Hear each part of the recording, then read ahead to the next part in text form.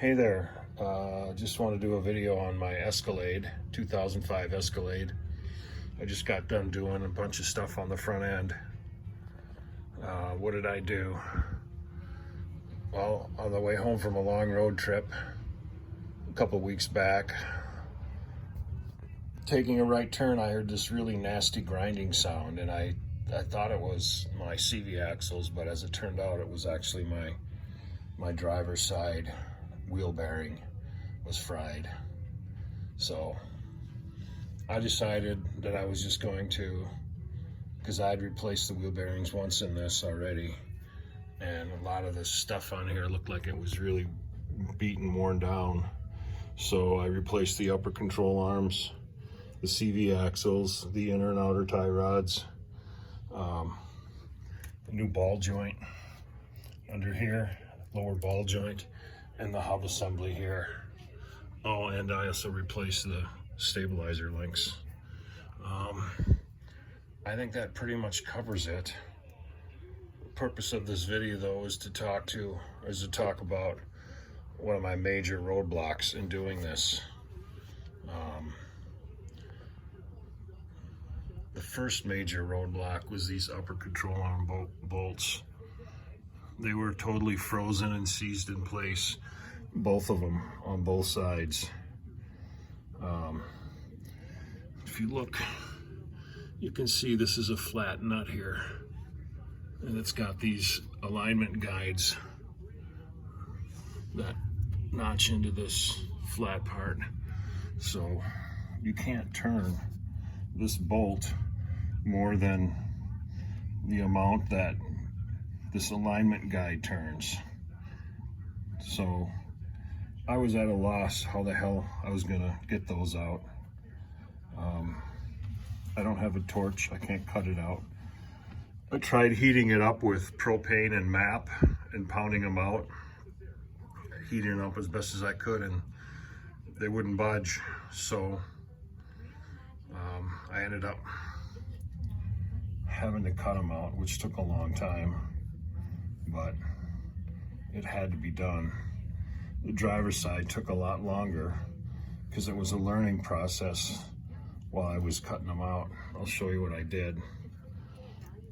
I can't believe it took that long.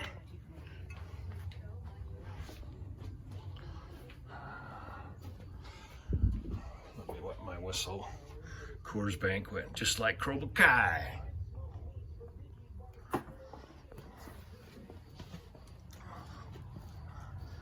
So I ended up cutting off this because this was in the way to grind these pieces out. Let's see here. So this was the driver's side, and then this was the passenger side. And you can see the passenger side took me a lot less time. Kind of figured out how to do it a little better. With the driver's side, Jesus Christ, you can see all the cutting that I did there.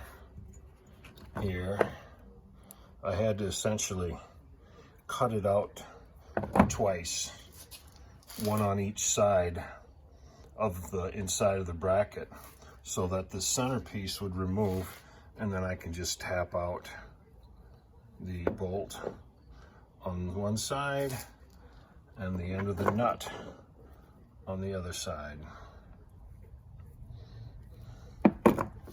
That was a bitch. Oh my God, I was so frustrated. I spent all day working on this driver's side. It was just absolutely insane. So what I ended up using was, I discovered Sawzall. There's Sawzall blades that are carbide tipped for cutting through metal. And I only had the regular metal blades, and I went through like 4 or 5 of them before and I also used my angle grinder. I actually call it an angle cutter because I use it to cut everything. So my 4.5-inch angle cutter, I was able to, between that and my Sawzall, cut this stuff out. Here you can see this one I was able to tap through after I cut most of it out. That was this middle piece here. I had sawed enough through the end of the bolt here that when I went to turn this bolt, it just broke right off. But fortunately, I was able to tap out one piece. The other side, you can see the nut's still frozen in there. But as you can see here, I cut in between this end washer and this rubber gasket right straight down that line on that side. Then on this side, I cut right inside. It's pushed together now, so you can't see it very well, but right inside between this washer and the steel thing, there was a larger gap in there, and I cut enough to cut the bolt off. The other thing I'll mention when cutting these, and this was important, I'll go back.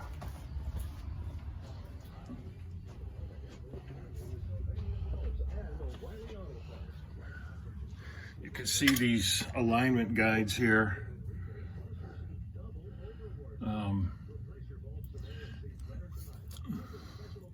Once you get it cut off and you cut the actual thing off here, you spray it up with, what's this shit called, blaster or whatever, you're able to at least move this up and down along the guides. And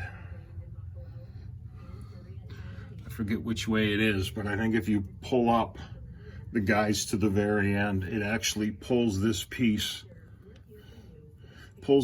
forward towards you. And with these nuts closest towards you here, or this nut closest towards you, you're more easily able to reach it with the 4-inch grinder. And it'll give you more room for your Sawzall if it's closer here, because you can't see it very well, but there's steel behind here. If you push your Sawzall too far forward, you're gonna bounce up against that steel there. So you want this pulled this way as far as it can go, and try to cut it in that position. It's the same for both sides, but getting that out, that was fuck, man, character building, I guess. Everything else came apart just perfectly fine. This top ball joint popped out with a few pounds. Same with this one on both sides. One other snag I ran into was the passenger side lower ball joint. I mean, I did some serious damage to the ball joint remover, or the, what do they call it, the pitman arm or whatever. So what I had to do is, you see the wheels facing kind of like this right now. I had to take the wheel and turn it so it was facing like this, because with that arm in here pounding away, I didn't have any room to really smash it hard. So I was able to, and you can't get it from the front because the ball joint remover is hitting something in here. You can't remove them from the front. You have to do it from this way. So I took this wheel and I turned it to the left as far as it'll go, and I was able to get that remover in there, and I could stand up, and if you can see me, it was angled this way, so I could stand up and get full solid swings on that remover. And with my, where is it, this fucking hammer,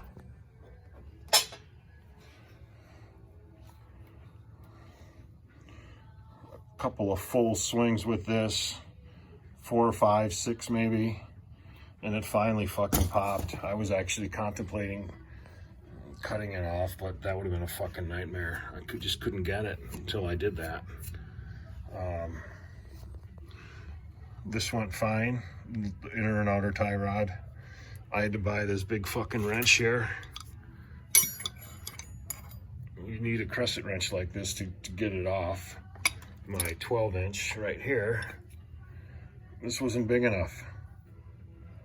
So I went to O'Reilly and picked up this big motherfucker for like 32 bucks. Fucking got it out, no problem. I put it in with it as well, so that went in fine. I just measured, before I took the old one out, I measured exactly from the end of the nut here to the center of this thing here. I think it was a couple notches under 15.5 inches. So I just measured this new one the same length. Of course, before I drive this thing anywhere, I have an appointment to get a wheel alignment because I'm sure it's totally and completely jacked. I failed to do that on another vehicle of mine and messed up some tires until I had it done. So I'm not going to play around. Tomorrow I have an appointment at noon to get the front end aligned.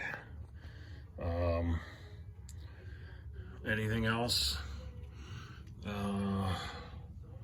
Everything else was pretty much fine. Just getting this thing out was a goddamn nightmare. But it's all done now. See, the axle went in fine. This stabilizer link, I didn't even fuck around with that. I took my angle cutter, zipped across the old one, had it out within like 30 seconds or less.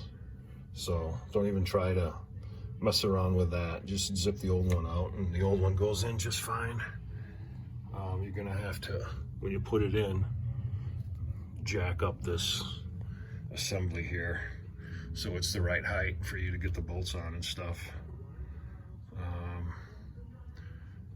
And lastly, I'll mention this control arm.